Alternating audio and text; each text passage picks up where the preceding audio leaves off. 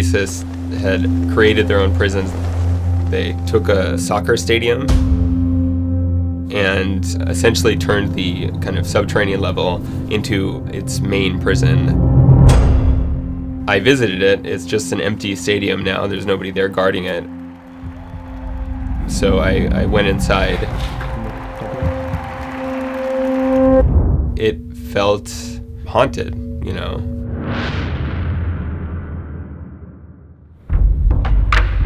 Raqqa was the capital of the Islamic State, and the stadium was its central prison.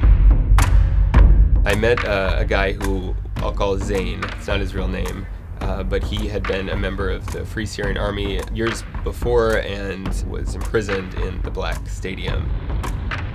He took me and showed me around the prison. السجن الرئيسي اللي منفردات كنا مسجونين بيها 15 وحدة بآخر الممر. So it was the first time he had been back since he himself was imprisoned there. وهنا في غرف للمجموعات. كانوا حاطينها بالمنفردات. He had been accused of killing an ISIS member, and they came to his house one night and took him. بالليل وقت هجم علينا الساعة 3 بالليل. أخذونا بس صياح وتلقيم بواريد ويضربون بينا وجابوني لهنا لآخر منفردة. أنا كنت بالمنفردة الثانية. ما نعرف شنو الوضع كان برا، نعرف بس إنه وقت إننا نعرف الليل من النهار لأنها كانت مظلمة، إنه بس إنارة شغالة بيها. يدخلون علينا يصيحوننا بس إنه واحد يأذن الصبح. نعرف إنه صارت الصبح.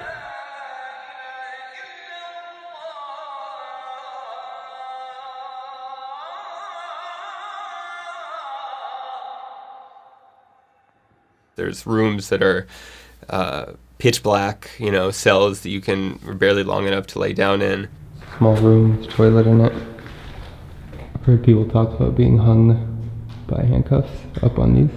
He said, you know, sometimes they would come and take people from a cell and they would never know where they were going or if they were coming back. كل فترة يطالعون يحققون معايا ويعذبون بينا. He showed us, you know, the interrogation rooms. كانت هون غرفة التحقيق. When he was interrogated, he was taken there blindfolded. يدخلونا لهنا مطمشين ما نعرف مين اللي يضربنا ومين اللي يحقق معنا، بس اللي أكثر أغلب التحقيق يحققون معنا أطفال. الصوت صوت طفل ما هو صوت كبير وإنسان كبير. هاي هي الكلبشات اللي كانوا مكلبشونا بيها. كانت يقصلنا ايدينا شيء انه ما عندهم لا شفقة ولا رحمة. He had scars on his wrist and they would cuff him behind his back and then hang him and then they would interrogate him. بهالطريقة هاي كل إنسان إذا مو مسوي شيء بده يحكي. قديش بيخلوك هيك يعني؟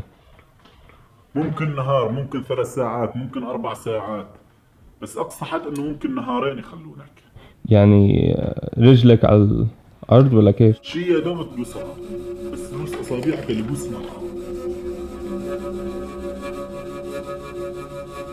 بس ترى العالم اللي كانت تجي يعلقونهم نص ساعة، ساعة، ساعتين تعترف عن كل شيء، يعترف على الشيء اللي بدهم إياه منه. ياخذونهم عادي يقصونهم. هم بشيء لانهم مسوينه، وانا قعدت مع ناس شيء لانهم مسوينه ولا يعرفون بشيء خالص. يقولون احنا بدنا نخلص من هالحياة. It's Arabic words, but they're not written in Arabic, so it's written by a foreigner probably. One of the things that surprised me about the prison was the writing on the walls was very pro-ISIS. So this is prisoners, you know, writing. There were almost kind of childish drawings of like a suicide belt or slogans like martyrdom or victory.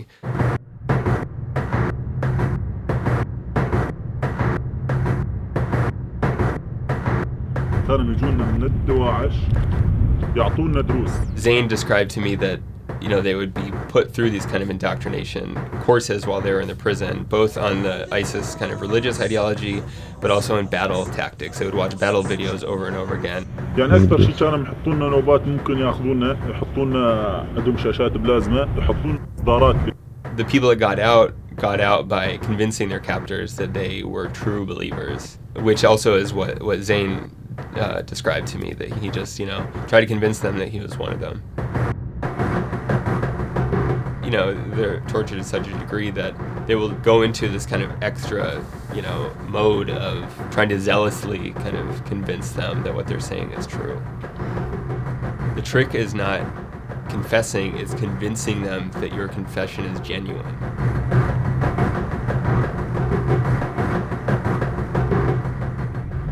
في ناس أنا أعرفهم صار من السجن صار معاهم. حاربوا بعدين قاتلوا. أنا اللي أعرفه إنه بي أكثر من شخص أنا أعرفه هم يقولون إنه بايعنا. يكون حكمه بسيط أو مشتبهين بيه، يجون يحققون معاه ما يلقون عنده شيء، يسووا له غسل دماغ إنه بالدين خالص. يطلع متشدد لأن جوا ما في غير الدين.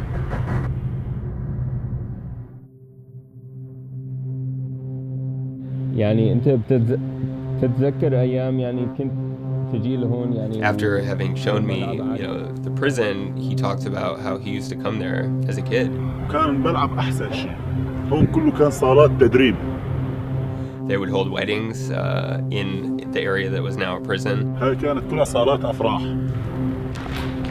يعني اللي حفلات الزفاف وغيره كلها كانوا يسوونها هنا. كان كل فترة هذا الملعب هنا يمتلي عالم ويجون يلعبون كل فريقين مع بعض يلعبون هنا، وكانت أحلى أيامنا. بس من يجونا الدواعش صارت هي أسوأ أيام اللي يفوت على الملعب.